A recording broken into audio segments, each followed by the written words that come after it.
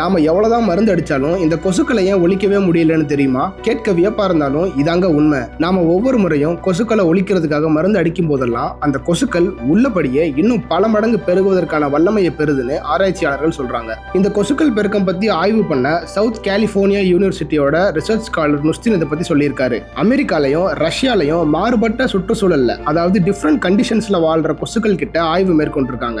அந்த ஆய்வோட முடிவுல அதுல 20% வரையிலான கொசுக்கள் கிடைக்கிற குறுகிய காலத்திலேயே அந்த பகுதி சூழலுக்கு ஏற்ப தங்களை தகவமைத்து பரிணாம மாற்றங்களை பெறுவதா, அதாவது சூழலுக்கு ஏற்ப அந்த கொசுக்கள் ஜெனட்டிக்கலா அடாப்ட் ஆகிறத கண்டுபிடிச்சிருக்காங்க. வெப்பம், வாழும் விதம், பூச்சிக்கொல்லிகள் எதுவா இருந்தாலும் அதை சமாளிக்கிற வகையில கொசுக்கள் அடாப்ட் ஆகிறதுக்கு காரணம் அந்த கொசுக்களோட மரபணு தொடர்ச்சின்னு நுஸ்தின் சொல்றாரு. சிம்பிளா சொல்லணும்னா, முதல்ல கொசு மருந்து அடிக்கும் போது இந்த கொசுக்கள் இறந்திருந்தாலும் அடுத்தடுத்து வந்த கொசுக்கள் இந்த பூச்சிக்கொல்லிகளை எதிர்த்து வாழ்றதுக்கு அந்த கொசுக்களோட ஜீன் அடாப்ட் ஆயிருக்கு. அமெரிக்கா, ரஷ்யான்னு 2 நாட்டுல இருக்கிற ஆய்வாளர்களும் சேர்ந்து ஒவ்வொரு மரபணு தொடர்ச்சியிலையுமே எந்த மரபணுக்கள் ரொம்ப சீக்கிரமா உருமாறுது, அதாவது எந்த ஜீன் ரொம்ப சீக்கிரமா அடாப்ட் ஆகுதுன்னு கண்டுபிடிச்சிருக்காங்க. இதனால காலப்போக்கில் கொசுக்களை ஒழிக்கிற வகையையும் கண்டுபிடிக்க வாய்ப்பு இருக்கு. வாழ்றதுக்காக மனுஷன் யார் யார் கூட எல்லாம் போராட வேண்டியிருக்குன்னு பாருங்க.